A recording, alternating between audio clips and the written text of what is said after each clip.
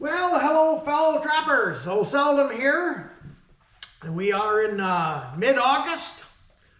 So, and I've been posting some updated videos, and let me explain.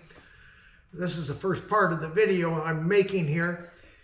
These updates, I'm a lot better at trapping than I am at being a videographer or a publisher. So and now, since I quit trapping coyotes, I'm going back through my old videos, adding some still pictures to them, maybe even a short video clip I found somewhere in the library, and I'm telling what lures and baits I'm using and testing. Now, I probably won't go back through all of my catch videos, but my testing videos, that's what I'm trying to do. So when you see an updated video, I've changed something or added, and not really changed, I've added something. Maybe I've drawn some circles where the sets are. Like the last video, I updated and put in the names of the lure and bait I was testing. So that's what these updated videos are, and YouTube requires me, because of this editing, post-editing, that I gotta republish it. So there it goes to the top of the list again. And so anyway, that's what my updated videos are. And whatever I find that says, well, hey, I should clean this one up or fix it or add or whatever, it'll be updated. But I try to explain it in the description, so that would tip you off. Look at the description. Anyway, okay, the second reason for making this video. A fella got a hold of me last night through private messaging on Trapper Man and asked about how I bedded traps on my trail sets in the snow. And we all know how I feel about trail sets. And he's right. I never took the time, once I started having a GoPro with me, to video the actual making. Of course, I really didn't do it on me. If you think about it, I didn't really video any set making. Because that gets into a whole lot of controversy, really. And there's a reason why. That's the reason why I never really wanted to mess with it, along with time consuming. And again, I'm not carrying a friggin' tripod around and all that crap. So, anyway, but back to this Neil, I think his name, his question last night about making trail sets in the snow. First thing I'm going to tell you, I tried about every friggin' thing under the sun. And when Michigan changed the snaring regulations to their asinine cable restraint with the 4 1/4 inch deer stop, I said, I can do a lot better if I really get serious about a trail setting. And I'd already been working on it and had perfected some things. One thing about here in Michigan, with being able to trail set in the snow, similar to what you would do with snares. Well, when I did snare in the late 90s up to 2005, I kind of follow the same procedures, except it's foot instead of neck. And I could trap with footholds like I would with a snare on state land. See, because in Michigan, if you want to use cable restraints, you've got to stay on private property. Well, that sucks. It really does. So it opened up having the ability to be very successful with trail setting, opened up a whole spectrum of places to use that experience. So, and that was a big thing. And I did learn how to do that and do it very well. I was every bit as consistent with my footholds as with when I lethal snared. Now, back to the question about bedding traps with snow. And like I said, I tried about everything. Oh shit, I tried that underneath the friggin' track. I don't know what kind of snow those people have, but it isn't my snow. I've used wax sand, I've used wax dirt, I've used wax paper, I've used nothing at all, and that's very important because in my type of snow conditions now, I don't have to really use anything. It's if we get into dampness, like we do in January and stuff, though the fur is going bad quickly, breaking, then I got to use something else, and I found sometimes now if we're getting a freeze and thaw, so we're getting enough thaw during the day that even down in the swamps where I use these trail sets. Now, I'm not using them out in the open. You don't use them in the friggin' fields.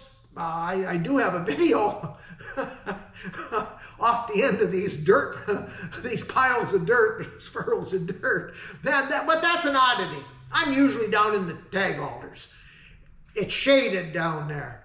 It's also the low ground is the coldest during the day and at night, especially at night, because the cold sinks. So it helps with my snow condition between the shading and the cold.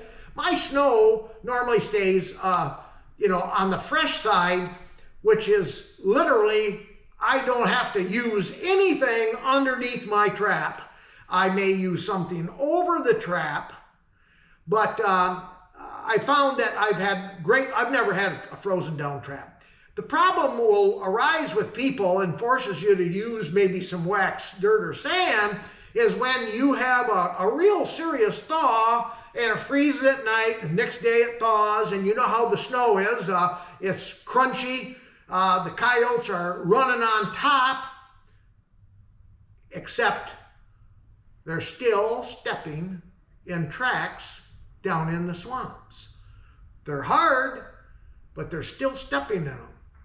So that's when I have to be a little careful, and I'll use wax sand under and over my trap, and then still covering with fine ice or grass, but usually with because it is kind of ice, and I can do well like that. I mean, they're still going to step. So what I do, if I have shallow snow, and shallow means up to a couple inches of snow. That's pretty tough. You can't really hardly call it snow trapping because if the ground is froze, I wind up setting the friggin' trap right on top of the ground and using 2 torque screws. Bed it solid, and I may then cover with grass, or it has to do with blending. You don't want to have a bunch of grass sticking out and everything else is snow. So you have to improvise a little bit. You still need to blend these sets in, and you need to place them properly. When the snow is shallow, you've heard all these people say, well, that when there's snow, those coyotes step one right in each other's tracks. Bullshit. They don't either, for crying out loud. Anybody that's tracked coyotes in shallow snow knows that there may be 1.5 inches difference in these tracks. The deeper the snow, the more that changes and moves in till they're right on top. Just like you and me when we're walking through deeper snow. When you're walking in shallow snow, do you follow the guy right in front of you, step by step by step? Hell no, you don't. Neither do the coyotes. So sometimes a bigger pan can help you, but you need to be on a setting at a location. Not that you've made a location that's natural, that the coyotes, those tracks, they want to step about in the same spot. A 3-inch pan is pretty good. A 3-inch pan gives you some margin of error, I'll tell you, on shallower snow. Now, deep snow, not an issue at all. In fact, normally when we get deep snow, it's cold, nothing changes. I can go and bed my trap on the snow. Doesn't matter what trap I'm using, the bigger the trap, the better. What I've learned, and you're going to see in this video, I posted some still pictures, some photos in here, showing you kind of an evolution and of different traps. You know, I'm using Bridger number 3s, I'm using Duke number 4s, I'm using 650s, using Jakes. What I do when I have deeper snow, I use this. What that is, that's a stamp. I reach over, stamp, and there's my bed right there.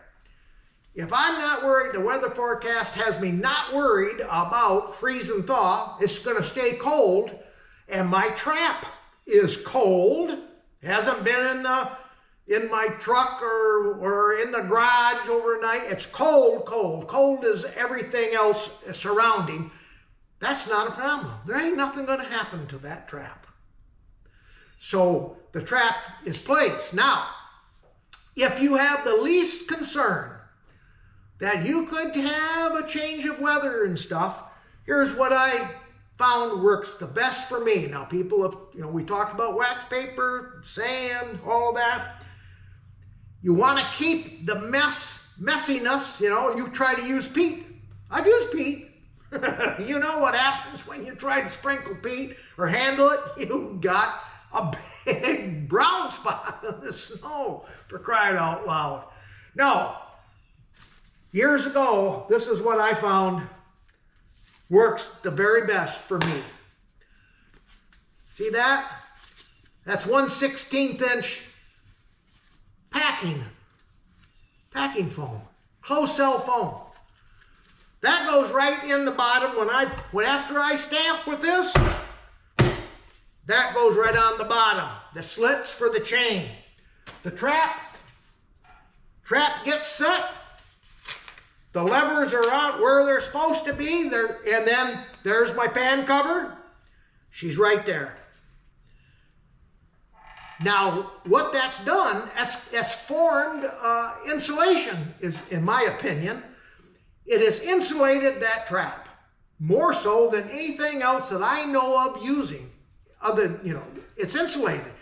And because of the color of that foam, it's not drawing the heat from the sun in case you're in a spot, down the tag alders, you get a little sun, but for the most part, sun is not a concern. If there is any concern, this really does work, and it works fantastic. And then you go and you use your snow, because this is for when you're using deep snow. The snow, you can sift it in from up high, and you can blend this in. Now, so I reach over. I'm off to the side. I never walk on my trail. Never, never, never. I've always walked in from the side, made my stamp right where I want it, right on top and centered on a trap, on a footprint. I lay this in the bed or lay the trap. Now, I use a drag. For most of the time, I use a drag because it creates less commotion and it's quicker. But there's places I've not been able to. In one of my videos, that piles of dirt, that's a staked coyote.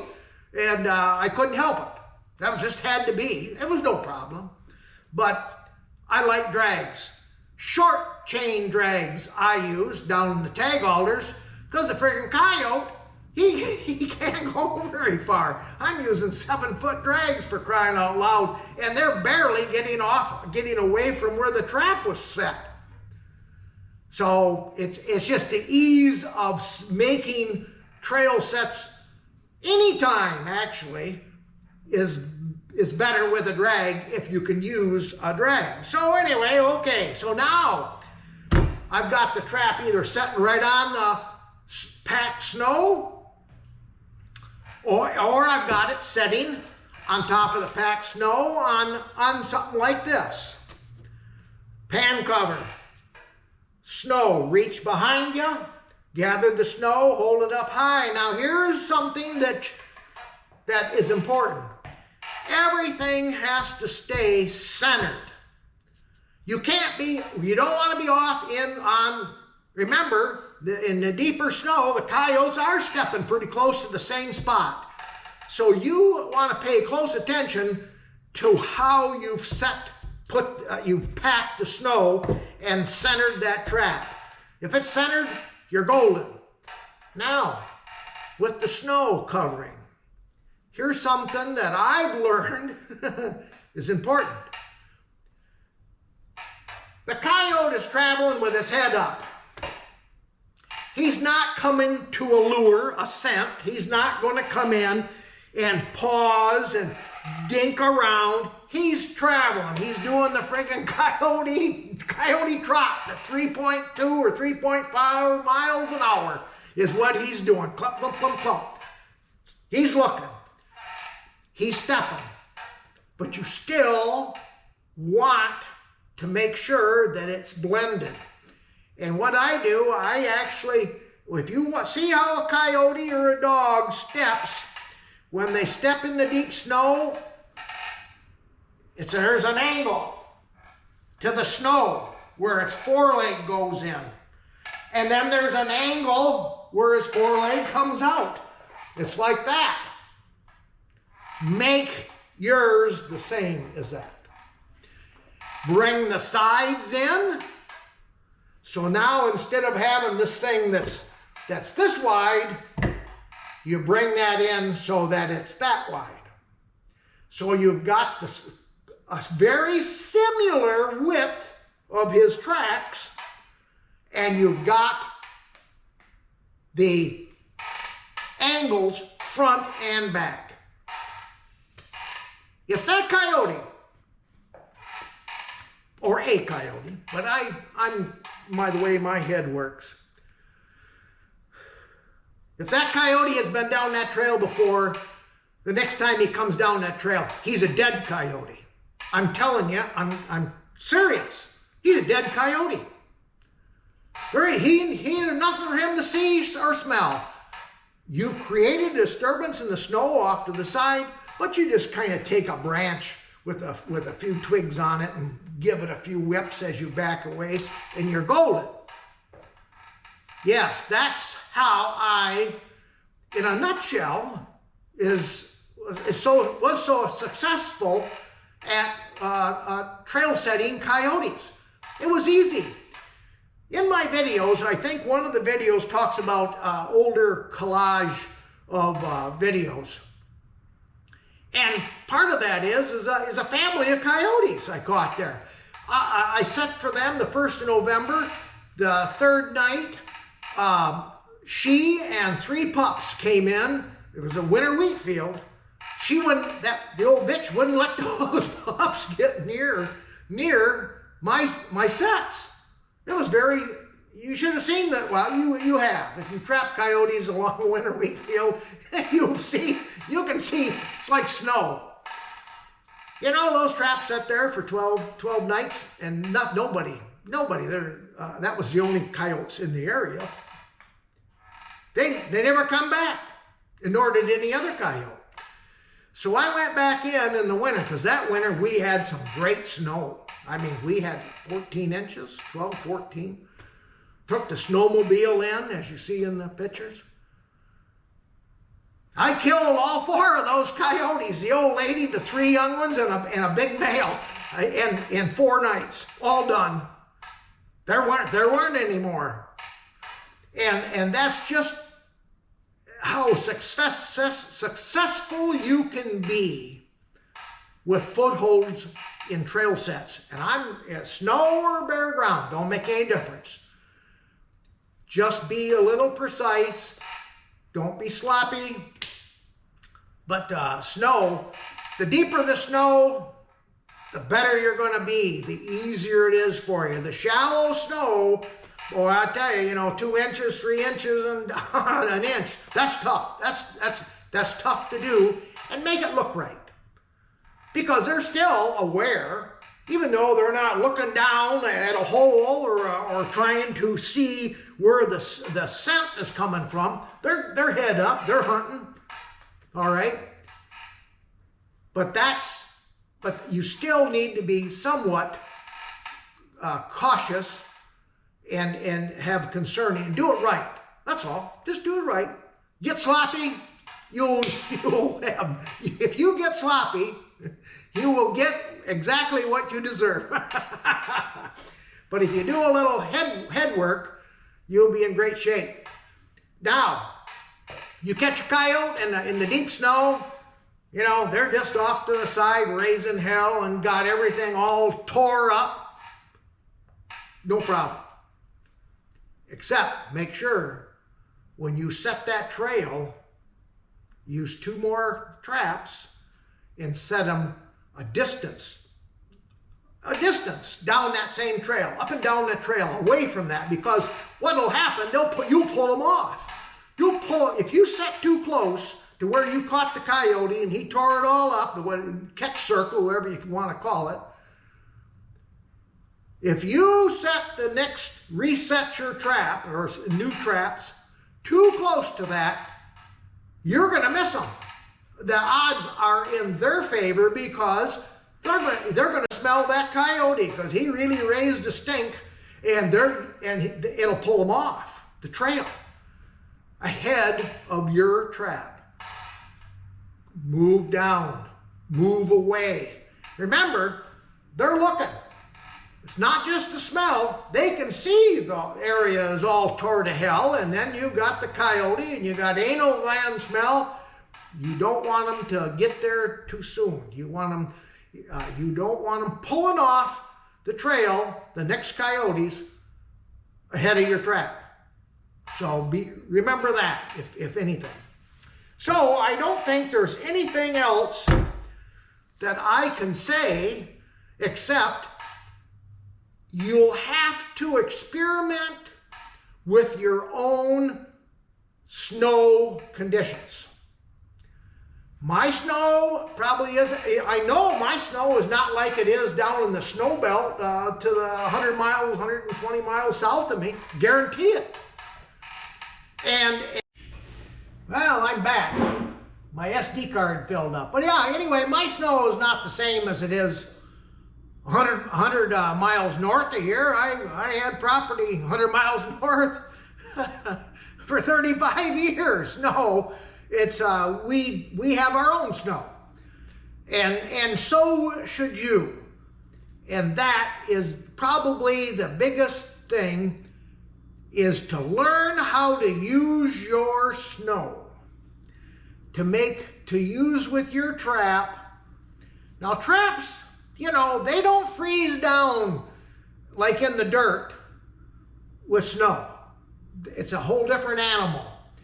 And that's why I think I was probably caught more coyotes by setting my trap right on the hard-packed snow than I did even with these, because I didn't need these. My trap was the same temperature as the friggin' snow, or colder. And so there was nothing, and they're waxed. You know, it's not like steel, straight steel. So, but anyway, this is a great safeguard. Another thing about this that I liked, it's stiff, but it's soft. You don't hear a rustle.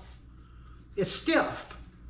Wax paper, you know, and plastic bags, I've tried them, believe me, you know, and here you're fighting it, you're trying to get down, you don't want to be enlarging your hole that you've got in the snow because of your arms and stuff, having to screw around work down there. No, you just want to drop that baby in. It's there. Nothing has to happen to it after that. You don't have to crinkle it up, you don't have to straighten it up. You know what I'm saying? When you go to put it down, it lays flat, you know. So I consider these way better than wax paper. This is also what I used, which I've never discussed and I've never ever made a video, ice trapping is when I would take an auger. I used an 8-inch auger, my old ice igloo, and I would make an indent in the ice, and I was lining it with actually handy wrap, but I found this was really the very best thing to line my dish with, was this right here. So anyway, I hope I've helped somebody. It's about all I can say about it. It's just something you have to go do. And it's so much nicer not to have to handle scents, lures and baits. It's so much nicer not to have to dink around with a bunch of friggin' tools. You know what I'm saying? You got a trap, you got a sifter, you got a Ziploc bag, and that's it, So anyway, folks, I hope you've learned something but that I never thought about really doing, and it is. It's I think maybe if I wore the GoPro on my head, on my hat or something, I could have done it. But hey, like I said, I'm a trapper, not a videographer, and I'm certainly not an editor. So hey, I'm glad that you are enjoying my videos. I like to see people enjoy. I like to answer the questions that people have, but nothing is guaranteed and nothing is the same. Similar, but different. Later, folks. Well, here we are. This is New Year's Eve, about midday on my line, and I had 3 trail sets in here, and you can see right here where one was. Right here, where it was. And you can see I got one caught, and how he tore the devil out of everything. It's pretty obvious. I got, you can see where he worked his way over here. There he is down in there. He's dead now. But you can see they create quite a havoc on stuff that isn't alive. If it's dead brush, they'll tear it up. I got one other set right in here and one right over there yet. So anyway, you can see the trail that it was using right there. Comes right on down through. Right set right there. So anyway, I thought you'd enjoy seeing what they do with dead brush on a drag. So pretty dark coyote, pretty brown, a lot of brown on him. Anyway, the drag's hooked right here. See the chain, the shock spring, and the jake right there. So, and other coyotes were here. See that right there? But they were coming across the pond and not at my other sets. Anyway, later, I gotta take care of him.